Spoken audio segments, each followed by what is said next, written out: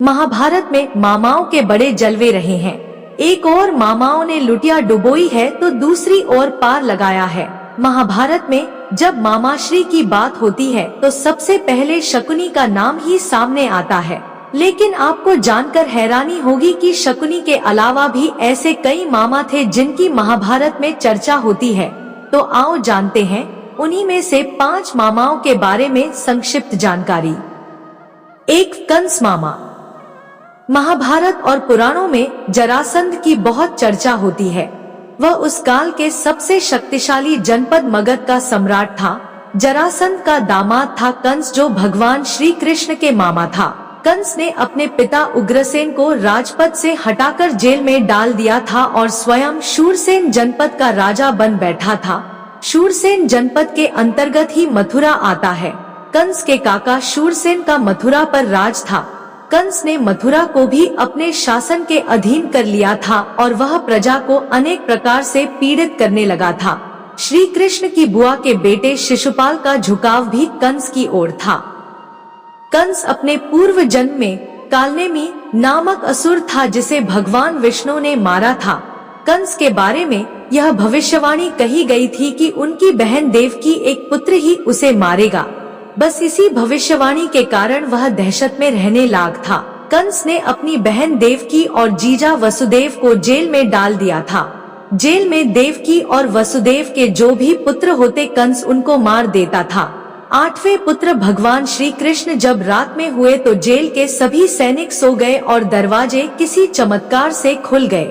वसुदेव अपने पुत्र श्री कृष्ण को रातों रात ही अपने नंद के घर छोड़कर आ गए, जहां माता यशोदा ने उन्हें पाल पोस कर बड़ा किया। कंस ने श्री कृष्ण को मारने के लिए कई राक्षसों को भेजा, लेकिन उसके सभी उपाय असफल सिद्ध हुए।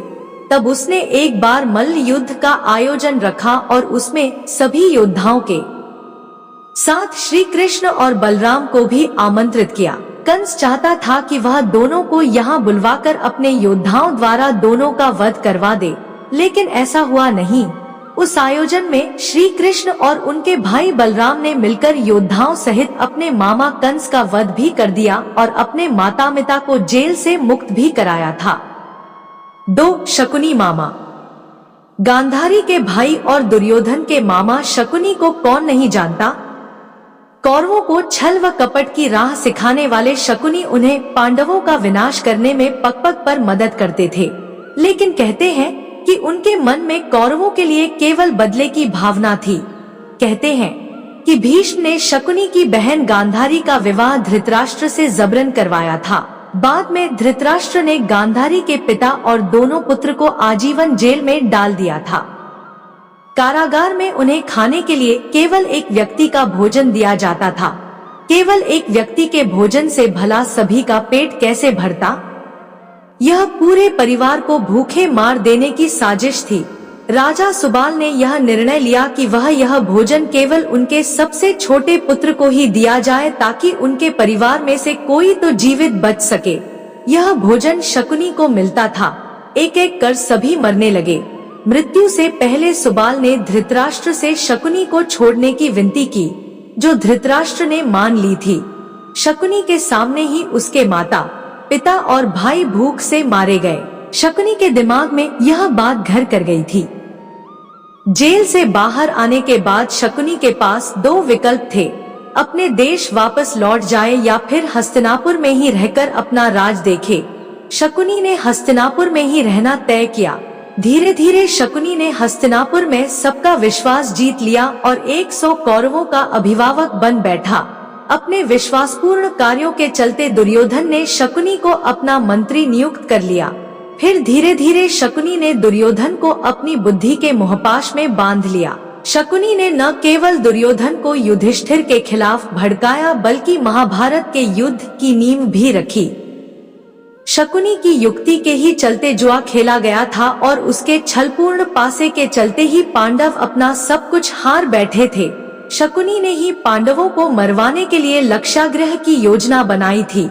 शकुनी के एक नहीं कई कारनामे हैं। शकुनी जितनी नफरत कौरवों से करता था उतनी ही पांडवों से, क्योंकि उसे दोनों की ओर से दुख मिला था। पांडवों को शकुनी ने अनेक कष्ट दिए। भीम ने इसे अनेक अवसरों पर परेशान किया। महाभारत युद्ध में सहदेव ने शकुनी का इसके पुत्र सहित वध कर दिया था। 3. शल्य मामा।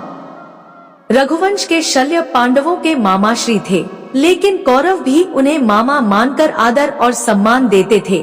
पांडु पत्नी माद्री के भाई अर्थात नकुल और सहदेव के सगे मामा शल्य के पास विशाल सेना थी। जब युद्ध की घोषणा हुई तो नकुल और सहदेव को तो यह 100% विश्वास ही था कि मामा श्री हमारी ओर से ही लड़ाई लड़ेंगे। एक दिन शल्य अपने भांजों से मिलने के लिए अपनी सेना सहित हस्तिनापुर के लिए निकले। रास्ते में जहाँ भी उन्होंने और उनकी सेना ने पड़ाव डाला, वहाँ पर उनके रहने पीने और खाने की उन्हें भरपूर व्यवस्था मिली। यह व्यवस्था देखकर वे प्रसन्न हुए। वे मन ही मन युधिष्ठिर को धन्यवाद देने लगे। हस्तिनापुर के पास पहुंचने पर उन्होंने वृहद विश्राम स्थल देखे और सेना के लिए भोजन की उत्तम व्यवस्था देखी। यह देखकर शल्य ने पूछा, युधिष्ठिर के किन कर्मचारियों ने यह उत्तम व्यवस्था की है? उन्हें सामने ले आओ, मैं उन्हें पुरस्कार देना चाहता हूँ। यह सुनकर छुपा हुआ दुर्योधन सामने प्रकट हुआ और हाथ जोड़कर कहने लगा, मामा श्री, यह सभी व्यवस्था मैंने आपके लिए ही की है, ताकि आपको किसी भी प्रकार का कष्ट न हो।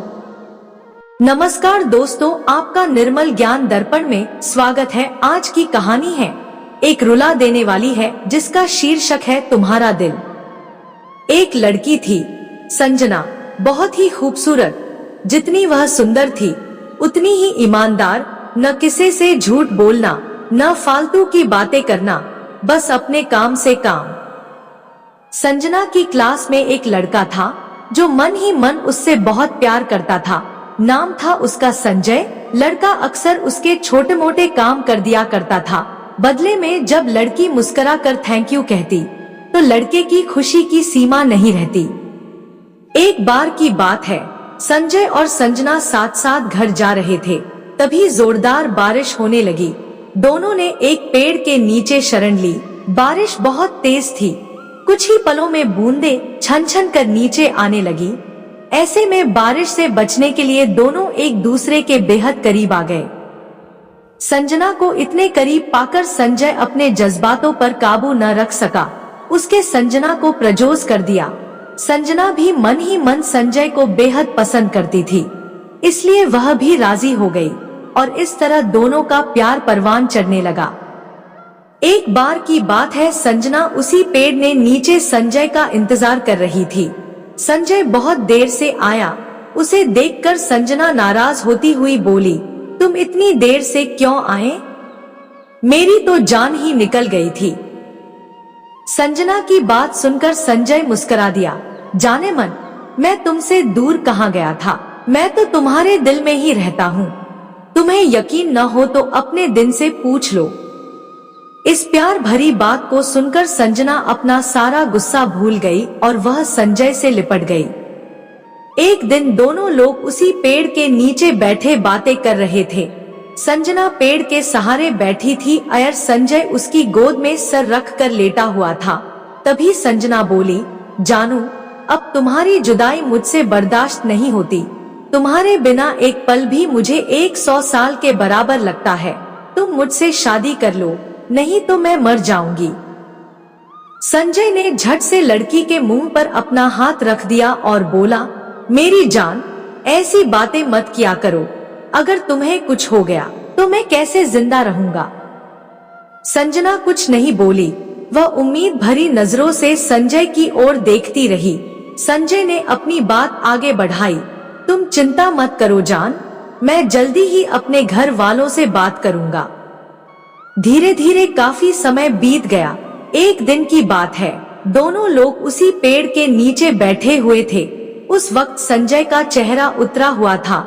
संजना के पूछने पर वह रुआंसा होकर बोला, जान, मैंने अपने घर वालों को बहुत समझाया, पर वे हमारी शादी के लिए तैयार ही नहीं। उन्होंने मेरी शादी कहीं और तक कर दी है।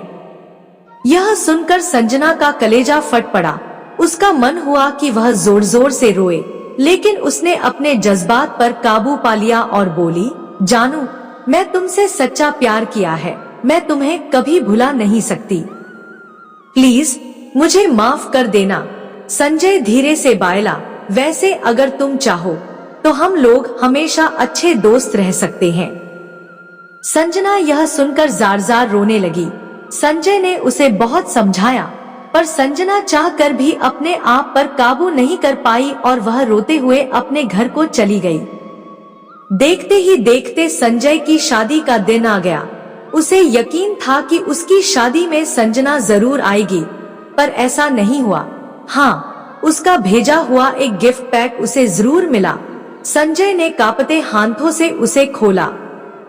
उस गिफ्ट को देखते ही संजय बेहोश हो गया। गिफ्ट पैक में और कुछ नहीं, खून से लथपथ संजना का दिल रखा हुआ था और साथ ही में थी एक चिट्ठी जिसमें लिखा हुआ था, अरे पागल, अपना दिल तो लेते जा, वरना अपनी पत्नी को क्या देगा।